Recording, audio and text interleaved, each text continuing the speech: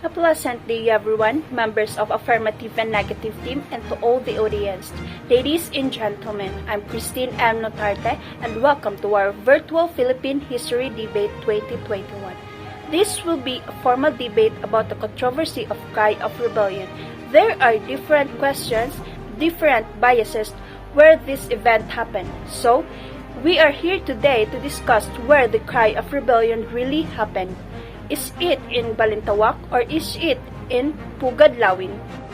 Each speaker has given 3 minutes to defend their side for us to have knowledge about this topic.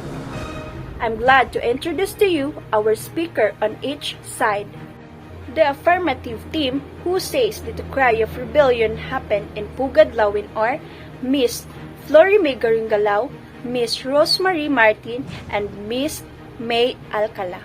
And the negative team who says that the Cry of Rebellion happened in Balintawak are Miss Maria Shelo Cumbrado, Miss Rachel Bucayong, and Miss Amima. To formally start this debate, here is Miss Martin from Affirmative Team to present their main argument. I am Rosemary Martin, a first speaker in the House of Pugad, Lawin. I will presenting to you the first argument in which the Pugad, Lawin is the place where first cry happened. I strongly state that Pugad, Lawin is where the phase of first cry happened. The cry is generally signifies as the first call of rebellion led by Andres Bonifacio.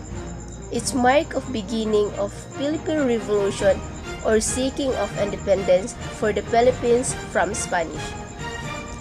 And this is a big issue and debate, and when and where did the first cry of revolt take place? And this is Pugad, Lawin. Pugad, Lawin is located in Bahay Turo, in a place well known that this place of tearing of cidulas symbolized a fight against Spanish. The event divided into 3: decision making, tearing of cidulas, and the first battle. This decision of Katipuneros fight against Spanish and tearing of cidulas in the yard of Jose Ramos, son of Melchora Aquino, where over 1,000 members of Katipunan meet carried out considerable debate and discussion on August 23, 1896, in the first encounter of Spanish and Castilla. It is true that it is happened in Balintawak, but what we are talking about in where the cry and where the cidulas was stored. The first cry will be included in the first decision and tearing of cidulas, and not the first battle. So, the Balintawak are not the place of first cry. Since 1963, President Diosdado Macapagal issued Proclamation number 149, it has been widely accepted that the Cry of Revolution took place in Pugad, Lawin in August 23, 1996, a momentous event in Filipino history which is known for being the launching point of Philippine Revolution. In 1936, Pio Valenzuela, along with Bricio Pantas and Enrique Pacheco, said the first cry of revolution did not happen in Balintawak, where the monument is, but in the place of Pugad, Lawin. In 1940, a research team of forerunner of the National Historical Institute, which included Valenzuela, identified the location as part of Sitio Bantat, Caloocan City. In 1964, the NHI described this location as the house of Tandang Sora. The first cry of revolution was not happened in Balintawak where it taking place, but in the locality which is known as Pugad, Lawin. Thank you, Miss Martin, and let us hear the main argument of negative team from Maria Shelo Cumbrado. Good day, everyone! I'm Maria Shelo Cumbrado from the side of Balintawak, wherein I will state the fact and shared of evidence that the cry of rebellion really happened in Balintawak. I will be discussing about the primary source who supports that the cry of rebellion held at Balintawak. The first primary source is the eyewitness account of Guillermo Masangkay. Guillermo Masangkay is known as a friend and a personal advisor of Andres Bonifacio. He was one of the first and original members of the Katipunan, and Bonifacio asked his approval about the change of Katipunan as the association for the revolution. Therefore, Masangkay's account of the cry of rebellion was definitely credible. According to him, on August 26, a big meeting was held in Balintawak at the house of Apolonio Samson, then cabeza of that barrio of Caloocan. Among those who attended, he remembered were Bonifacio, Emilio Jacinto, Aguedo del Rosario, Tomas Remedio, Brescio Pantas, Teodoro Plata, Pio Valenzuela, Enrico Pacheco, and Francisco Carrion. They were all leaders of the Katipunan and composed the board of directors of the organization. Delegates from Bulacan, Cabanatuan, Cavite, and Morong were also present. At 9 o'clock in the morning of August 26, the meeting was opened with Andres Bonifacio presiding and Emilio Jacinto acting as secretary. The purpose was to discuss when the uprising was to take place. Teodoro Plata, Brescio Pantas, and Pio Valenzuela were all opposed to start the revolution too early. Andres Bonifacio, sensing that he would lose the discussion, then he left the session hall and talked to the people who were waiting outside for the result of the meeting of the leaders. He told the people that the leaders were arguing against starting the revolution early, and appealed to them in a fiery speech in which he said, "You remember the fate of our countrymen who were shot in Bagumbayan? Should we return now to the towns, the Spaniards will only shoot us. Our organization has been discovered and we are all marked men. If we don't start the uprising, the Spaniards will get us anyway. What then do you say? Revolt!" The people shouted as one. Then Bonifacio asked the people to give a pledge that they were to revolt. He told them that the sign of slavery of the Filipinos where was cedula's tax charge each citizen. If it is true that you are ready to revolt, I want to see you destroy your cedulas. It will be a sign that all of us have declared our severance from the Spaniards. The cry of Balintawak occurred on August 26, 1896. The cry defined as the turning point when the Filipinos finally refused Spanish colonial dominion over the Philippine Islands. With tears in their eyes, the people as one man pulled out their cedulas and tore them into pieces. It was the beginning of the formal declaration of the separation from Spanish rule. "Long live the Philippine Republic!" shouted and cry of the people. Now, it's very clear that Masangkay is focused on the event because he explained it all in detail. So I strongly agree that the cry of rebellion happened in Balintawak. Thank you, Ms. Cobrado. Here is the side of affirmative team.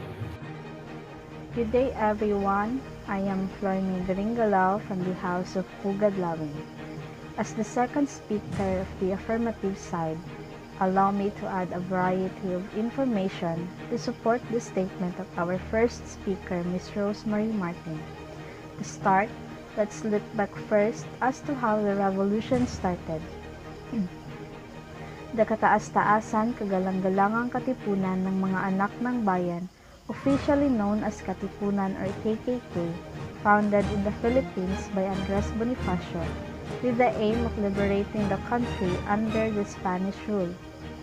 An eyewitness named Dr. Pio Valenzuela is a physician and revolutionary leader and a close associate of Andres Bonifacio and Jose Rizal, also took part of the cry. Based on Pio Valenzuela's memoirs, the exile of Jose Rizal made Andres Bonifacio, along with the two leaders Deodato Arellano and Roman Basa, formed a secret organization to free the Philippines from Spanish Empire. In August 19, 1896, Andres and Procopio Bonifacio, Teodoro Plata, Emilio Jacinto, and Aguedo del Rosario arrived in the house of Apolonio Samson at Kangkong. In August 29, 1896, Dr. Pio Valenzuela arrived in Kangkong. In August 22, 1896, 1,000 members of the Katipunan attended the meeting in the house of Juan Ramos, son of Melchora Aquino. In August 23, 1896, debate and discussion on whether or not the revolution against Spain should be started in August 29, 1896. And after the meeting, they tore their cedulas and shouted, "Long live Philippines!" So this is the statement as published in the Philippines Free Press in November 1930, isang pagunita. Upang matuwid ang paniwa, unang sigaw sa panhihimagsik, kaming naging sangguni ng Pangulo ng kataas-taasan, kagalang-galangang katipunan ng mga anak ng bayan, si Andres Bonifacio, kaming nalalabi pang kasama. Sa unang labanang iyon, alang-alang sa ikakapanuto ng mga mananalaysay at nang hinaharap, ay nagpapahayag na hindi sa Balintawak nangyari ang unang sigaw ng paghihimagsik, kundi sa pook na kilala sa tawag na Pugad Lawin. The testimony of Pio Valenzuela, along with the other KKK veterans, is enough to authenticate and verify the controversy. Based on the evidences that we had searched, we firmly stand that the first cry of rebellion was happened in Pugad Lawin due to its credibility of the source and its consistency with other sources. Thank you. Thank you, Ms. Garingalaw. And here is the side of negative team. Good day to everyone. I am Rachel Mukayong. I will add an additional information that the cry of rebellion disputed in Balintawak. According to our historian Teodoro Calao in his 1925 book entitled The Filipino Revolution, it stated that this event happened in Kangkong, Balintawak during the last week of August 1896. Teodoro Calao is a reliable source. Well, he is known for a Filipino historian. He is more than a mere source of material, more than a competent bibliographer and historian. Another incredible primary source is Lieutenant Olegario Diaz of Spanish, who wrote in 1896 that it is happened in Balintawak, which connected to the account of Gregorio Zaide. So here are the reasons why das Pugad Lawin is not considered as the first cry of rebellion. So firstly, people of Balintawak initiated the revolution against the Spaniards. So that is why it is not appropriate from the first cry happened in Pugad Lawin. So secondly, the place Pugad Lawin existed in 1935 after the revolution happened in 1896. Lastly, the term Pugad Lawin was only made up because of weakness. Tandang Sora in Balat Kolot in Caloocan, wherein it set to be one of the highest placed revolutionary group led by Andres Bonifacio. So we strongly believe and agree that the primary source happened in Balintawak. Thank you. Thank you, Ms. Bukayong. Here is the side of affirmative team. Good morning to everyone. I'm gladly here to support our first and second speaker and to express our side that the cry of rebellion is held at Pugad Lawin. A historian, Teodoro Agoncillo, wrote in his prevalent account, Revolt of the Masses, 1956, that the event took place in Pugad Lawin on August 23, 1896. His version was based on the later testimonies of Pio Valenzuela, known as an eyewitness on the event, and others who claimed that the cry took place in Pugad Lawin instead of Balintawak. Agoncillo acknowledged that he had relied mostly on Valenzuela's testimony when writing about the cry. He justified his decision by saying that Valenzuela had been an eyewitness to the historic event, that his memoirs, though written many years afterwards, had been based on notes scribbled in 1897, and that events, with details were still vivid in Valenzuela's memory even in his old age.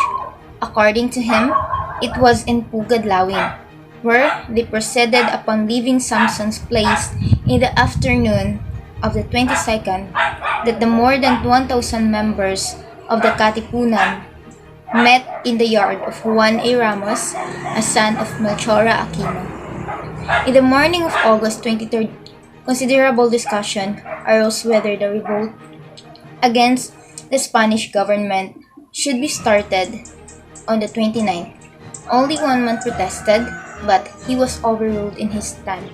Bonifacio then announced the decision and shouted, "Brothers, it was agreed to continue with the plan of revolt.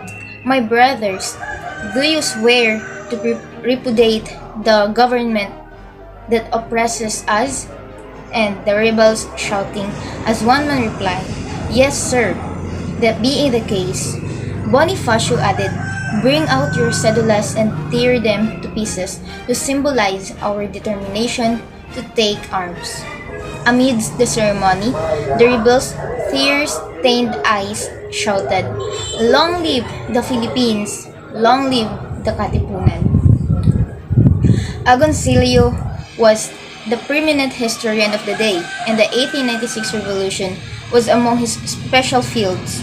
It was mainly upon his advice, it is commonly said, that the Philippine government ruled that the term cry of Balintawak should be discarded in favor of cry of Pugad, Lawin.